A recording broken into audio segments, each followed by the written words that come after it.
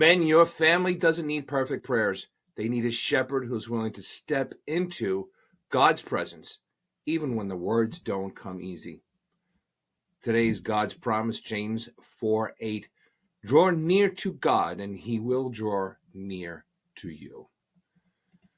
Intimacy isn't a word most men use to describe themselves. It's a word we often associate with softness and meekness, traits the world rather rarely attaches to strong leaders. But when we look at Jesus, the ultimate shepherd and king of all kings, what stands out isn't just his power, it's his intimacy with the Father. When I first became a Christian, I had no idea what it meant to pray. Prayer felt intimidating and almost foreign. I didn't grow up in a home where we prayed together or talked much about Jesus. Religion was more about the rules and ceremonies and following what the higher-ups said.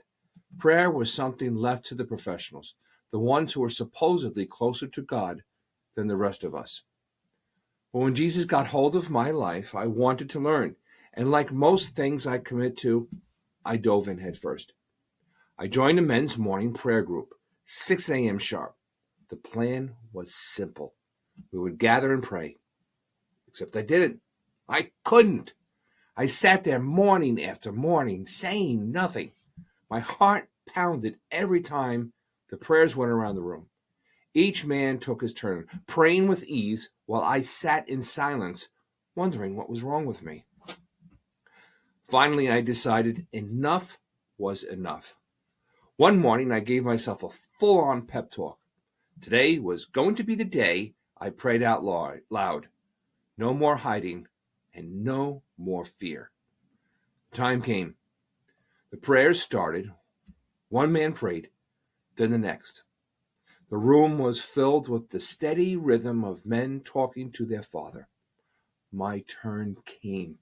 I froze. The silence hung in the air, and I panicked. So I blurted out the first thing that came to my mind. I prayed about a fish. I laughed today. Wow. The day before, I had read an article about a newly discovered deep-sea fish. The scientists had finally found it, though the fish had likely been there all along, waiting unseen in the depths. That's what I prayed about. I thanked God for the fish. My first public prayer was about a fish. And let me tell you something, I was sweating profusely. My legs were shaking. It was crazy. I remember this. Funny. So I laugh about it now loudly, but back then I felt awkward and embarrassing. Yet here's the truth I've come to know in the years since. Prayer isn't about perfection. It's not about impressing anyone, not even yourself. It's about showing up. It's about speaking to your shepherd, no matter how clumsy the words might be.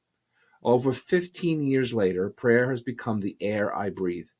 As a chaplain and minister, I pray daily with others, often at their hardest moments. But when no one else is around, I'm talking with Jesus.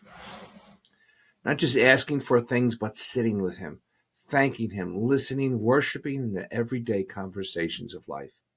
That's intimacy. That's the heart of a man who shepherds family well. A man who knows his strength doesn't come from being the loudest or the toughest, but from walking closely with his shepherd. Intimacy with Jesus is where we find our power as men. It's where our strength to lead, serve, and love our families comes from. Not from a position of pride or control, but from being a man who is known by God and who knows God right back. Men, don't let fear or pride keep you from prayer. If your first prayer is about a fish, so be it. Your shepherd isn't grading your performance. He's welcoming you into his presence. And in his presence, you'll find all the strength you'll ever need to shepherd your home with love and wisdom. Now, where did I put that fishing pole? Okay, guys, shepherding in action. Today's value. Vulnerability strengthens our character as shepherd leaders by teaching us that the strength comes when we fully rely on Jesus and allowing him to guide every step. Gentlemen, I encourage you to go check out the article. There's some reflection questions there. There's a prayer there. There's Bible references. There's more there for you. Go to the Harvest Field fatherhood.com. Look for the Men of Shepherd blog. I post every Monday through Friday, and I encourage you to please like and subscribe and spread the word out to other men. Take care, and God bless.